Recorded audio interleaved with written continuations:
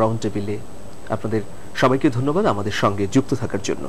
আমাদের এই স্টুডিওতে ইতিমধ্যে উপস্থিত রয়েছেন এবং আমরা নিরাপত্তা নিয়ে আলোচনা করছিলাম। উপস্থিত রয়েছেন মেজর জেনারেল অবসরপ্রাপ্ত আব্দুর রশিদ, উপস্থিত রয়েছেন জনাব গোলাম মাওলা রনি, জনাব মাহফুজুল্লাহ। প্রিয় দর্শক, নাম বলে প্রশ্ন করুন, একটা প্রশ্ন নিয়ে আমরা আলোচনায় যোগ দিচ্ছি। বর্তমান সরকার জনগণের প্রতিনিধিত্ব করে না।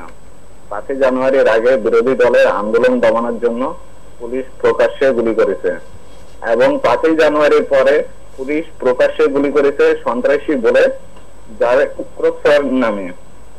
আচ্ছা, কে বলছেন, কোত্থেকে বলছেন? আমি আলী আকবর, চট্টগ্রাম থেকে বলছি। আচ্ছা, আপনার প্রশ্নটা কি আবার বলুন। আমার প্রশ্ন হচ্ছে, বর্তমান সরকার জনগণের প্রতিনিধিত্ব করে না। আচ্ছা, 5 জানুয়ারির আগে বিরোধী দলের আন্দোলন দমানোর জন্য পুলিশ প্রকাশ্যে গুলি করেছে, আবার 5 জানুয়ারির পরে সন্ত্রাসী বলে পুলিশ প্রকাশ্যে গুলি করেছে ক্রসফায়ারের নামে। কিন্তু পুলিশকে এই সুপ্রিম পাওয়ার কে দিল? ওকে, ধন্যবাদ আপনাকে। দর্শক, এই প্রশ্নের উত্তর দিয়ে শুরু করি। রনি ভাইয়ের কাছে ছিলাম, রনি ভাইকে দিয়ে শুরু করি।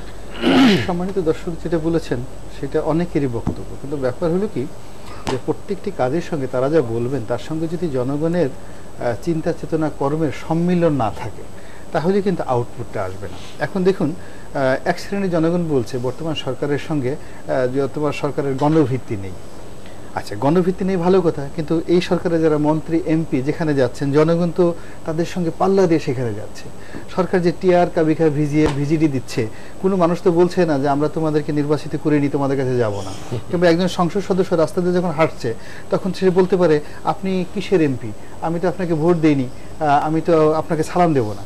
কিন্তু তা না করে কি করছে? আপনি গিয়ে দেখুন তো বাংলাদেশে এমন কোনো এলাকাতে কোনো সংসদ সদস্যের এলাকা আছে কিনা যেখানে সংসদ সদস্য গেছেন আর সেখানে হাজার হাজার লোক তার সাথে দেখা করার জন্য, তার পানি গ্রহণের জন্যে, তার অন্ন গ্রহণের জন্য, তার করোনা গ্রহণের জন্য জনগণ যায়নি, এরকম একটা এলাকা দেখাতে পারবেন না। তাহলে আপনি যে বিএনপি যদি এরা কথা বলে বা একজন প্রশ্নকর্তা যদি বলে যে আমরা ভোট দিই, তাহলে তো হবে না। জনগণকে তার বিশ্বাস এবং কর্মচিন্তা চেতনায় ঐক্যবদ্ধ থাকতে হবে। আপনি যখন ভোট দেওয়ার ব্যাপার আসবেন, বলে যে আপনি ভোট দিলাম না, হলো কি করে, আপনি অভিযোগ করবেন। আবার যখন এমপি সাহেবের কাছে কোনো একটা সুযোগ সুবিধার ব্যাপার আসবে তখন বলবো যে এমপি সাহেব সেদিন কিন্তু ও মুখোমুখ যায় না, কিন্তু আমি কিন্তু ঠিকই গিয়েছিলাম, গিয়ে কিন্তু আপনাকে ভোট দিয়েছি। ও মুখোমুখ লোক আপনাকে গালাগালি করে, কিন্তু আমি কিন্তু ঠিকই আপনার জন্য দোয়া করি এবং আপনার জন্য অনেক কিছু। প্রশ্নটা ছিল যে পুলিশকে সুপ্রিম পাওয়ার কে দিয়েছে? পুলিশের সুপ্রিম পাওয়ার না, পুলিশ এই ধরনের একটা প্রশ্ন। আমাদের যে প্রশ্ন করতে তারা অনেক কিছু বলে না, পুলিশের কতগুলো পাওয়ার আছে, সুপ্রিম পাওয়ার না। ঠিক, রাষ্ট্রের পুলিশ একটা রাষ্ট্রীয় সংস্থা। রাষ্ট্রের প্রত্যেকটি সংস্থার কতগুলো এক্সিকিউটিভ ক্ষমতা আছে এবং সেই ক্ষমতা বলে পুলিশ গুলি করতে পারে, পুলিশ অ্যারেস্ট করতে পারে, পুলিশ কাউকে 24 ঘন্টা আটকে রাখতে পারে। সেই বিষয়গুলো অন্য একটা প্রসঙ্গ, এখানে এটার সাথে জড়িত না। তার একটা ক্ষোভ হলো যে জনগণের যে গণতান্ত্রিক আন্দোলন, সেই গণতান্ত্রিক আন্দোলনে সে বিদ্রোহ করবে, বিপ্লব করবে, সে সরকারের বিরুদ্ধে অনাস্থা জানাবে, মিছিল করবে, মিটিং করবে।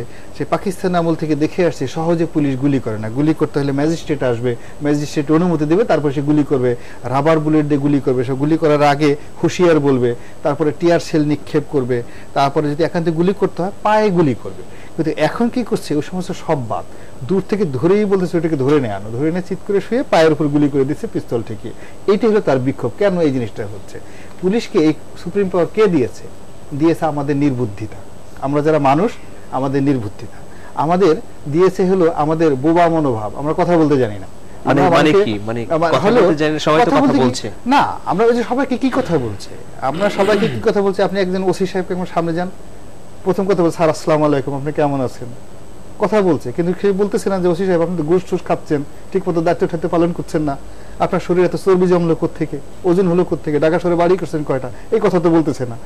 যাওয়ার সাথে সাথে হুজুর আসসালামু আলাইকুম, আপনার চেহারা কি নুরানি ঝলক দিচ্ছে, নিঃসন্দেহে আপনার বাপ দাদা ওলি আল্লাহ ছিলেন, আপনি এত কর্ম করছেন বলে আপনার মতো সুসন্তান পয়দা করেছে।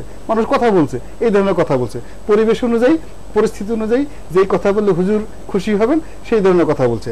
কিন্তু যে কথা বললে আল্লাহ খুশি হবেন, যে কথা বললে আত্মা জিন্দা হবে, যে কথা বললে জমিনে আওয়াজ হবে, সুশাসন প্রতিষ্ঠিত হবে, সেই কথাটা বলছে না। আমাদের দেশটাই হয়ে গেছে শক্তের ভক্ত নরমের জম। আপনি চিন্তা করেন যে লোক খুব বেশি রুখে দাঁড়াতে পারে তার কাছে গিয়ে সবাই অবনত হচ্ছে, আর যে লোক ভদ্রতা দেখাতে যাচ্ছে তাকে বলছে যে বাবা তুমি যখন ভদ্রতা দেখাতে আসছো, তোমার হাতে ভালো একটা ঘড়ি আছে, সুন্দর একটা জামা আছে, প্যান্ট আছে, প্যান্টটা পরে থাকো, আমরা এখন ওই পর্যায়ে যাই না, শার্টটা দিয়ে যাও আর ঘড়িটা দিয়ে যাও, এই হলো আমাদের কথা বলার ক্ষমতা। কথা তো আমরা জায়গা মতো বলতে পারছি না। আপনার কাছে আবার আসবো জনাব আব্দুর রশিদ, পুলিশের প্রসঙ্গ যখন এলো আপনার কাছে জানতে চাই যে বাংলাদেশের মানুষের নিরাপত্তার জন্য পুলিশ একটা প্রতিষ্ঠান, তো অনেক সময় পুলিশ আবার মানুষের মুখোমুখি দাঁড়িয়ে যায়, তা আমাদের সামগ্রিক নিরাপত্তার জন্য পুলিশকে আপনি কিভাবে দেখেন? প্রথমে ওইটিকে তো বলা যাবে না, পুলিশ হচ্ছে একটি ফোর্স, এটি রাষ্ট্রের একটি ইনস্ট্রুমেন্ট, এটি চলে হচ্ছে রাষ্ট্রের আইন দ্বারা এবং যারা এনাকে চালাচ্ছেন, যেটাকে বলি আমরা পলিটিক্যাল পাওয়ার। বিষয়টা ওইখানে না, বিষয়টা হলো যে আমাদের দেশে পুলিশ প্রশাসনের বা আমাদের সরকারি প্রশাসনের অনেক ডেফিসিট আছে। তো উনি খুব সুন্দরভাবে অনেক কিছু বললো, আমি ওইগুলোকে বলে আর রিপিট করতে চাচ্ছি না, তো সেগুলো আছেই, এটি বাস্তবতা। কিন্তু উন্নয়নশীল দেশের এই বাস্তবতাকে আপনি যে রিভার্স করবেন, ঘোরাবেন, সেটাই হচ্ছে রাজনৈতিক সবচেয়ে বড় চ্যালেঞ্জ। এই চ্যালেঞ্জটা যে আমাদের রাজনৈতিক দলগুলো যে কিভাবে নেবে, সেটি হচ্ছে মানে আমরা যারা জনগণ আছি, উনি যেমন দেখতে চাচ্ছেন সেটি হলো বড়। আর উনি যে বিষয়টা বললেন সেটির সাথে হচ্ছে কমপ্লিটলি একটু ওনার আইডিয়াটা হচ্ছে এরকম যে উনি মিছিল মিটিং করতে গেছেন, পুলিশ মেরেছে, তো সেটির ভেতরে আমি যেটা দোষ দেব সেটি হচ্ছে আমাদের দেশের রাজনীতির যদি গতি প্রকৃতি যেটা, সেটি কিন্তু হচ্ছে শাসনতান্ত্রিকভাবে আমি ক্ষমতার পথ পরিবর্তন করার পথ থেকে যখন আমি বেরিয়ে যাব, এই বিপ্লব করে আমি ক্ষমতার পথ পরিবর্তন করার চেষ্টা করব, তখন এরকম জনগণকে বলা হবে তুমি গাড়ি ভাঙো। হরতাল তো হবে না যদি গাড়ি না ভাঙেন, তো গাড়ি ভাঙতে গিয়ে গাড়ি পোড়াইতে হবে, ওটার ভেতরে আমার মতো আপনার মতো নিরীহ মানুষ বসে থাকবে, তারা পুড়ে মারা যাবে।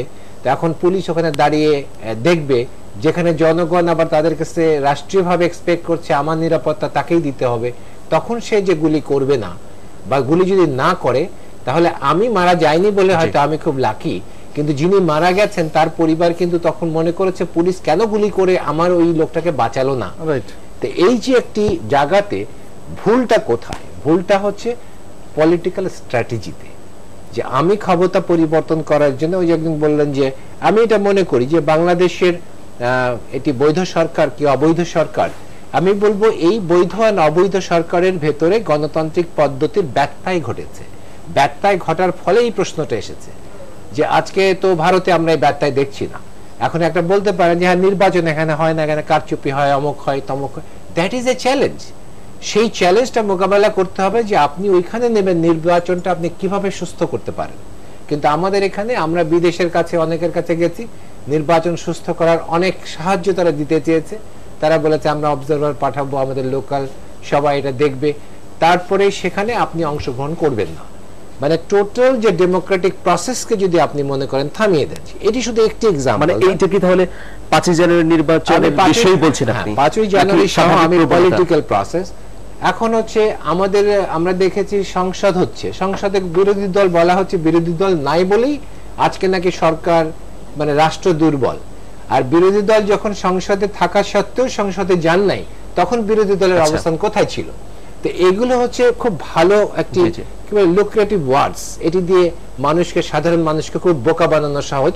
এটি সাধারণত আমাদের উন্নয়নশীল দেশের রাজনীতির একটি বড় প্রবণতা, যে মানুষকে যত সহজে বোকা বানিয়ে একদিকে ধাবিত করা যায় সেটি ভালো। আচ্ছা,